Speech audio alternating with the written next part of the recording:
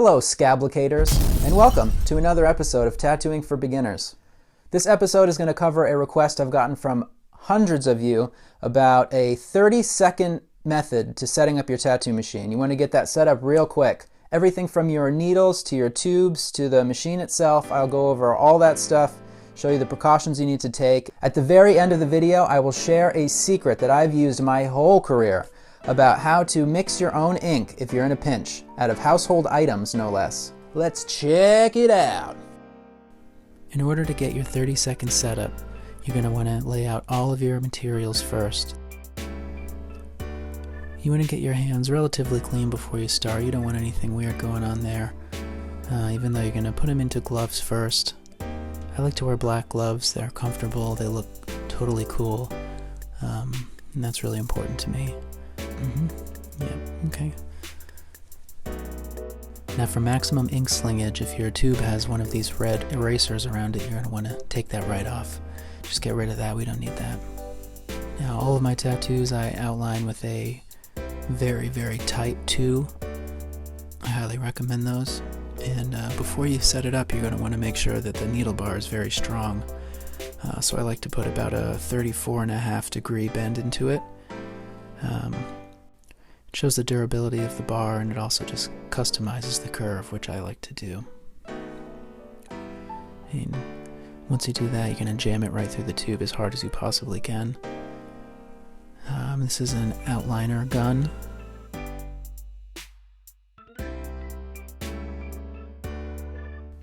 And the back of that needle has a rim hole, and you want to make sure that rim hole slides right over that gun peg. You'll see it has a little bit of give there. We'll take care of that in a minute. Be mindful of your needle depth here. I like to use the 8mm rule to make sure that you've got enough needle hanging out there. Now to stabilize that needle further, you're going to want to put some elastics around it. Now, I use about 14 because it's my lucky number.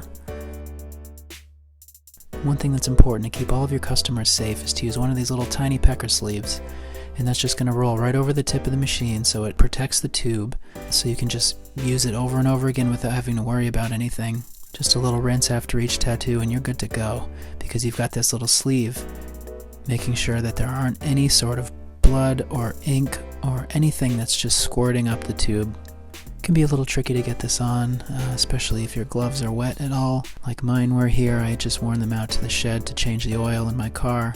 Okay, so there it is, fully extended, and that's exactly the position that you want it to be. Make sure that you've got still quite a bit of that needle tip hanging out, because you don't want it to be too shallow and then you can't see what you're doing.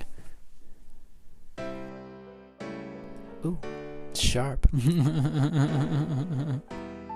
And then you'll just wrap your electrical tape right around that edge, and that holds it right along and seals everything right in so ink doesn't squirt all over the place.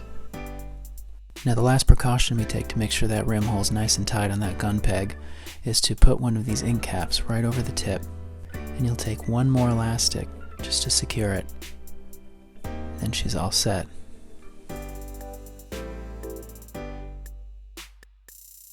The last step of the process before you're ready to zap a sick tat is to get your clip cord out. If you hook it around the needle bar and then back off your little hook on the back of your machine.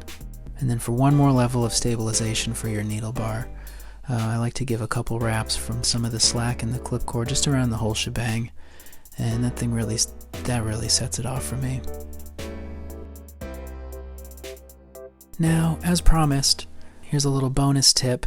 If you find that you're out of ink, any particular color, in the middle of a sick zap sesh, if you have any Crayola colored pencils, and they have to be Crayola, if you melt the tip, that's literally all it takes, and it melts right down perfectly into tattoo ink. You heat that up for 7 or 8 minutes. Don't blow it out. If it goes out, you gotta light it again.